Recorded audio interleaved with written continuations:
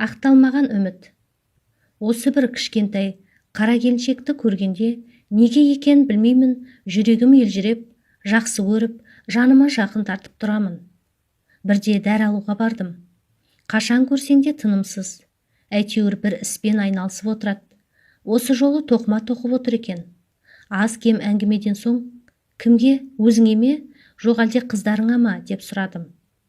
Ойлы көзін маған қадады да, мұның тарихы ұзақ тәте, егер тыңдасаңыз айтайын деп әңгімесін бастады. Мен тыңдап отырмын. Әкем 2 ағайын деді. Әке кіндігінен 7-еуміз. 2 ұл, 5 қыз. Тағдырдың салғаны болар. Әкемнің ағасында бала болмады.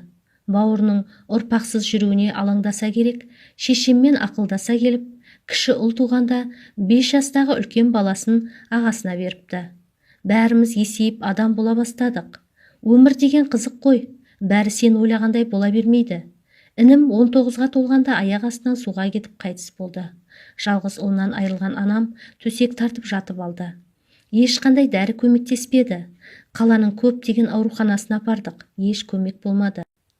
Осы хабарды естіген, ұжымшар бастығы болып жүрген үлкен әкеміз асырап алған ағамның 3 айлық баласын Алматыға келді. Қасында досы, мектеп директоры Асан аға бар. Қала мен ауылдың арасы 500 шақырымға жуық. Жаз кезі, алыс жол. 3 айлық нәрестені қалай әкелгеніне таңбыз. Келе сала: Айсұлу, мына нәресте алдымен Құдайдікі, сонан соң сенікі. Бауырыңа бас, басыңды көтер деді. Туған туыс өзі хабарласып, Айсұлу босанды, ұлды болды деп сүйінші сұрады. Отыруға дәрмені жоқ анам сол күні бетіне қан жүгіріп, баланы бауырына алып иіскеп, мауқын басты. Өлгенім тіріліп, өшкенім жанды деп есі шыға қуанды. Сөйтіп тұруға шамасы келмей жатқан анама әлі кіріп бойына күш қуат жинады. Баланың бауы берік болсын деп құттықтап келген ағайын туыс шамасының келгенше бәйек болып қызмет көрсетуге тырысты. 2 аптадан соң өзіне келе бастаған анам баласын айналып толғанып, өзі қарайтын болды. Не керек, сол бала келгелі ауруынан айығып, жүзіне қан жүгірді. Сол кішкентай нәресте үйге шуақ әкелді. Бәріміз бақыттан басымыз айналды. Бізді бала деп есептемеген анам сол үйдің отын жағатын ұлды болғанына қатты қуанды. Бізді бала деп есептемеген анам сол үйдің отын жағатын ұлды болғанына қатты қуанды.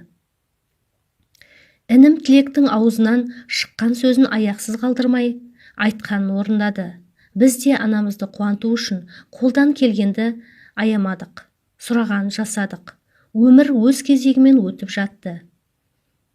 Тілек оқуын бітірді, үлкен азамат болып университетке өз күшімен оқуға түсті. Келін алатын уақытта таяу еді. Тілек өзімен бір мектепте оқитын қызға ғашық екен. Екеуі университетті бітіріп үйленіп, анамның арманын орындайтынын айтатын. Оқуы да аяқталды.